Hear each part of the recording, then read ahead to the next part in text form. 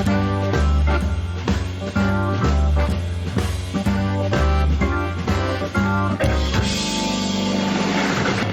into the FutureSox Podcast. My name is Elijah Evans, and I am here with another prospect interview series. Today, I've got on Tristan Stivors, a relief pitcher in the White Sox organization. Finished his first professional season this year with a 3.52 ERA across 34 games pitched after being drafted in the 2022 draft by the White Sox. Welcome in, Tristan. How you doing? Good. How are you doing today, Elijah? Doing good. I appreciate you coming on. We're looking forward to getting to know you a little bit. We'll start here. How's everything going for you kind of right now? Where are you at? Kind of what's your situation, as the season wrapped up a little while ago? So right now I'm pretty much just enjoying my off season. I'm currently working down in Three Rivers, Texas on a high fence game ranch down here. Just trying to make a little bit of extra money and also just enjoying my free time whenever I can. Yeah, it makes perfect sense. How was the season for you? This was your first. You pitched a little last year, obviously after you got drafted, but this was your first professional season. You ended up, making your way all the way from pitching in Winston-Salem earlier in the year, and then making your way to Birmingham to finish out the year, which is pretty impressive in your first year. Thank you. Yeah, I had a really lucky year this year. I mean, to just have a 3.5 in my first year of pro ball is really, really lucky of me to have. I just try to go out there every single inning and just try to do the same thing over and over again, and that's just throw up zeros.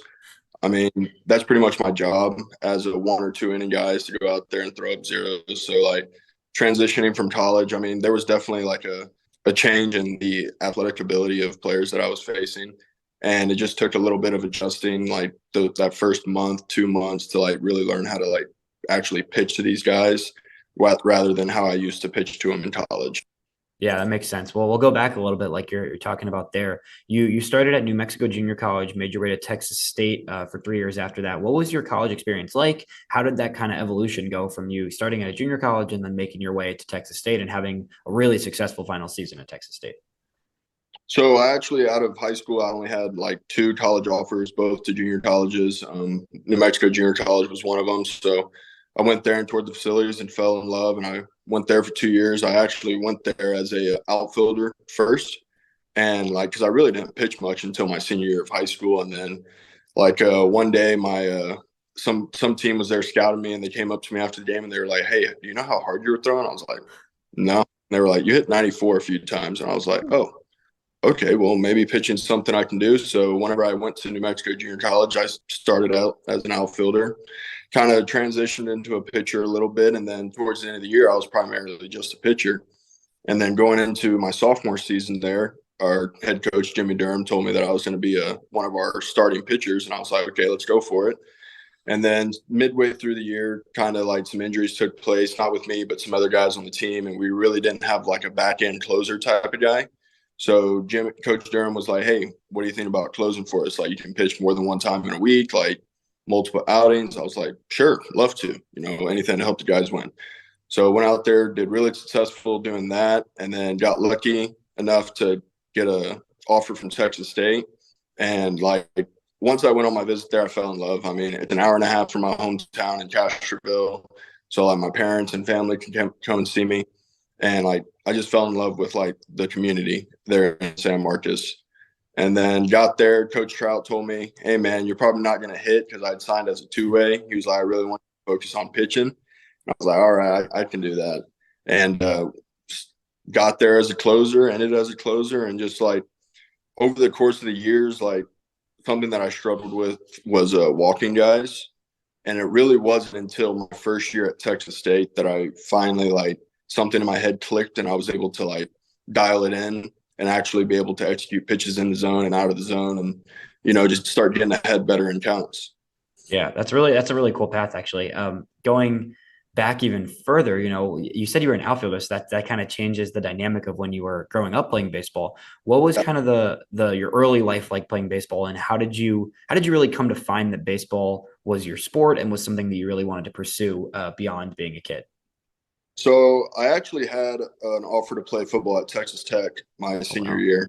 And my dad played college football also, and talked to him a little bit. And me and him, we just decided baseball is probably the better way for me to go.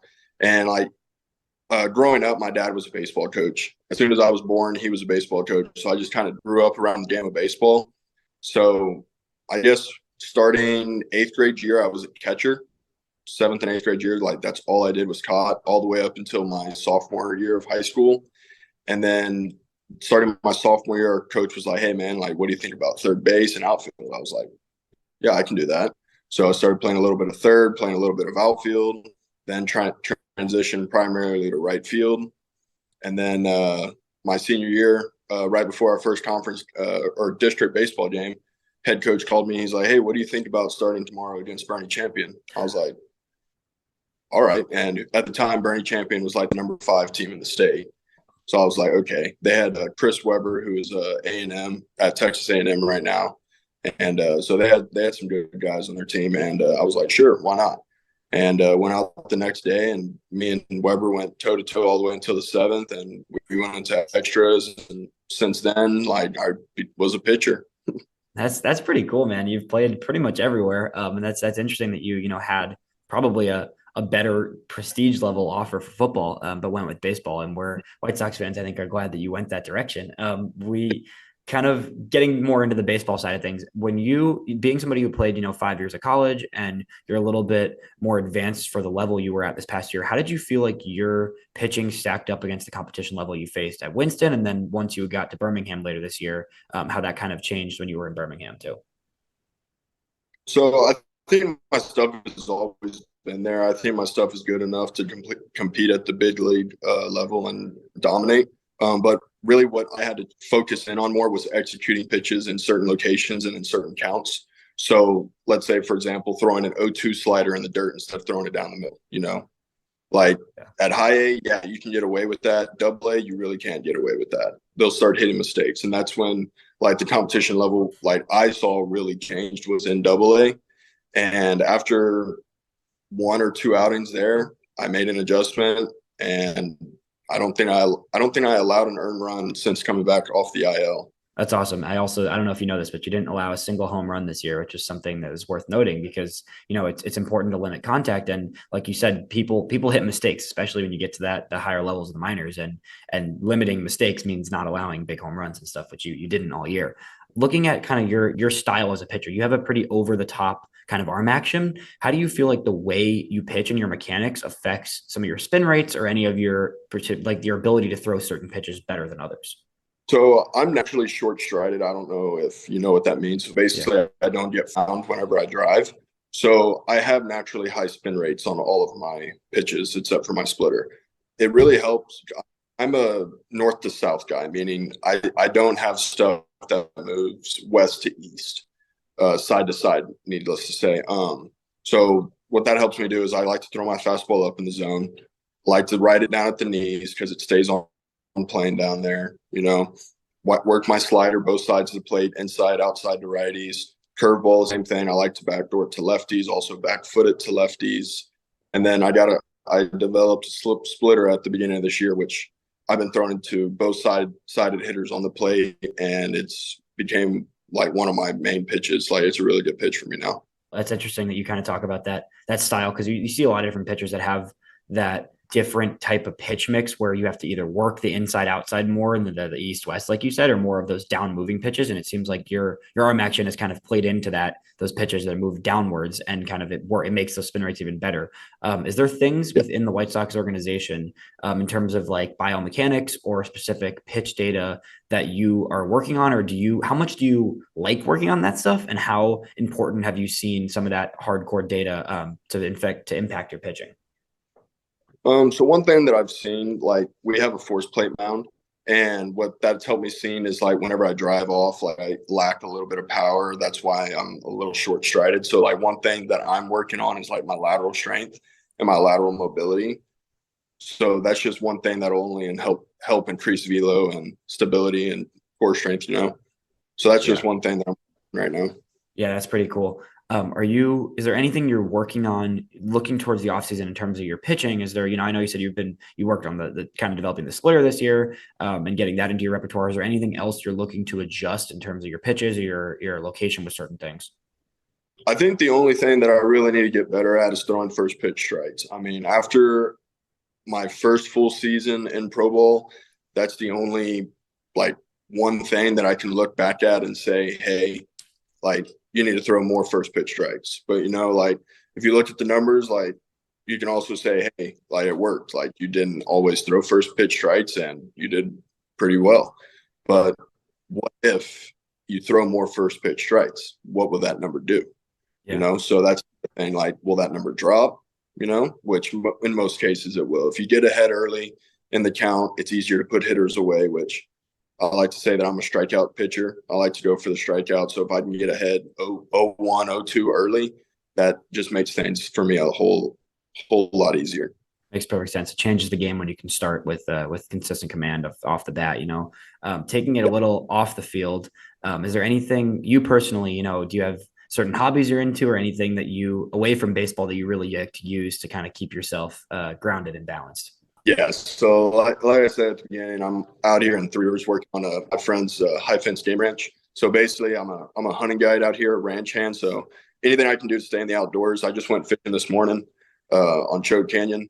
Had a great day. So, just anything to stay outside and really not be inside too much. Yeah, love it. That's great.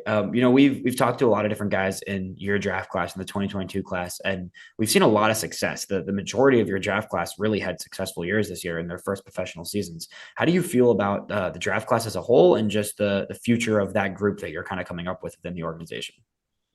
I really think in my draft class, in the 22 draft class, we have some certified big leaders in there. I mean, John Cannon just went out and shoved all year. Tim Elko, low A batting champ, and didn't even play since like when, July. Yeah. Jacob Burke, God, who else? Sprinkle. Like we just have so many guys in that class that can just go out there and just produce every single day. And not every guy's made moves, but that's just how it is in the org. Like there's some spots that need to be filled some places. And, Right. I was lucky enough to be able to get moved up to AA when I did. Yeah, that's awesome, man. We're looking forward. Oh, and Michael Turner, that guy is a freaking wall. Yeah, I just talked to Turner last week, so we've had a lot of it's really cool to see the draft class, because I think at the time there was some excitement, but I don't think people realized just how quickly a lot of these players from your draft class would really produce. And we saw the majority of the class was great this year, so we're excited to see the future. Is there a timeline for you? Kind of just we'll wrap up on this, looking towards the rest of the offseason. You're doing the offseason, you're working right now. What does your kind of training regimen look like, kind of heading from now until you get back to Arizona in whatever that is, February or March? So right now I'm kind of like in my off-season workout. So I'm only working out 2 days a week, Tuesdays and Thursdays, just one upper body, one lower body, just something to like keep strength, because I'm also doing physical activity outside and stuff. So like that's also stuff. But I mean, come November, beginning of November, I'm going to start hitting the weight room probably 3-4 days a week. I'll start throwing towards the end of November. And then I think bullpens start in January or December. And then I'm actually moving out to Arizona in the mid January, so I can start working out with the White Sox out there. So awesome, man. Well, that's really exciting. We really appreciate you coming on, and we're looking forward to continuing to watch you pitch next season and see where everything takes you. Appreciate it. Thank you. Thank you.